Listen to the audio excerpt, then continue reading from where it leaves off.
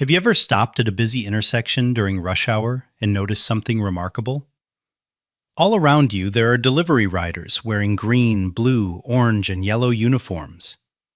They fill the streets, weave through traffic, and have become such a normal part of modern life that we barely notice them anymore.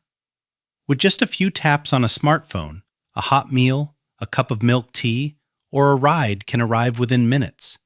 It feels effortless. But have you ever wondered what lies behind that convenience? What kind of pressure is carried on the shoulders of the people making it possible? And perhaps more importantly, why are more and more people turning to delivery work as their primary source of income? Years ago, the path to a stable life seemed straightforward. Learn a skill, find a job, build experience, collect a monthly paycheck, and gradually secure your future. Today, that formula is breaking down. Economic downturns, layoffs, automation, and fierce competition have pushed many workers into difficult situations. For people in their late 30s or 40s, losing a job can feel devastating. The opportunities become fewer, while responsibilities continue to grow. When traditional employment closes its doors, gig platforms appear to offer a lifeline. No complicated applications, no lengthy interviews, no advanced qualifications required. Just a motorcycle, a smartphone, and a willingness to work. For thousands of families, delivery platforms have provided immediate income when it was needed most. But here's the question. What happens when millions of people grab onto the same lifeline?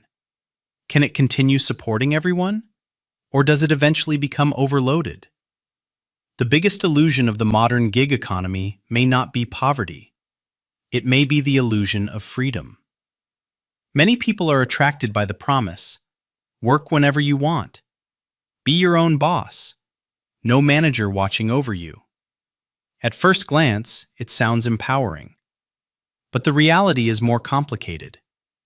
Instead of reporting to a human manager, gig workers often answer to something far more powerful: an algorithm. Algorithms don't care about excuses. They don't care if you're tired. They don't care if you're having a bad day. They evaluate performance through data, acceptance rates, customer ratings, cancellation percentages, activity levels. The algorithm decides who gets the best opportunities and who gets left behind. Technically, a driver can stop working whenever they choose. But after several days of inactivity, many discover that the most profitable orders seem to disappear. Suddenly, they are receiving longer trips, lower-paying deliveries, and less desirable assignments. The freedom remains in theory, but in practice, incentives quietly shape behavior. Workers often find themselves driving during heavy rain, extreme heat, or late at night because those are the times when bonuses are highest. This isn't traditional management, it's algorithmic management, a system where human behavior is guided through incentives, rankings, and performance metrics. And while this model once generated attractive earnings, the landscape has changed dramatically. During the early years of ride-hailing and food delivery platforms, companies spent heavily to attract workers. Bonuses were generous, competition was limited, demand was growing rapidly. Some drivers earned incomes that seemed impossible elsewhere. But those conditions did not last forever. As platforms matured and gained market dominance, incentives became smaller. Commission rates increased. Performance requirements became stricter. At the same time, more workers entered the market. The result? More drivers competing for the same number of orders. Longer waiting times. Lower average earnings, higher operating costs, and increasing financial pressure. When we calculate the true economics of gig work, the picture becomes even more concerning.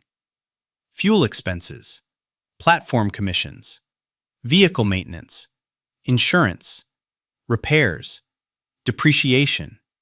These are all real business costs. Many workers focus on daily revenue, but overlook the gradual wear and tear on their most important asset, their vehicle. A motorcycle that travels hundreds of kilometers every day loses value quickly.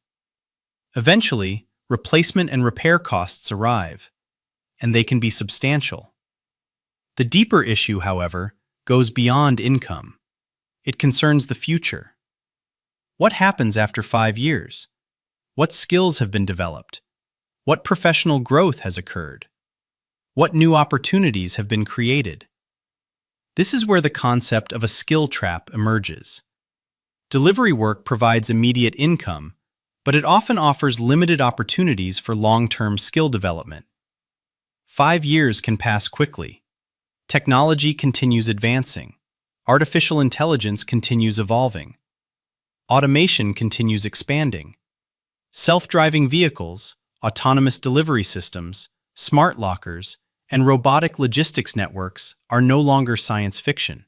They are already being tested around the world. That is how business operates. The challenge for workers is preparing for that future before it arrives.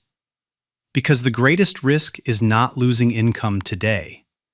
The greatest risk is reaching the future with fewer skills, fewer options, and fewer opportunities than before. The lesson is not that delivery work is bad. For many people, it has been a critical source of survival and stability. The lesson is that temporary solutions should not become permanent plans. A delivery platform can be a bridge, but it should not become the destination. The most important investment anyone can make is not in stocks, real estate, or cryptocurrency. It is in themselves. Skills, knowledge, adaptability. Because technology will continue changing. Markets will continue evolving. And the people who continue learning will always have the greatest chance of thriving in whatever future comes next.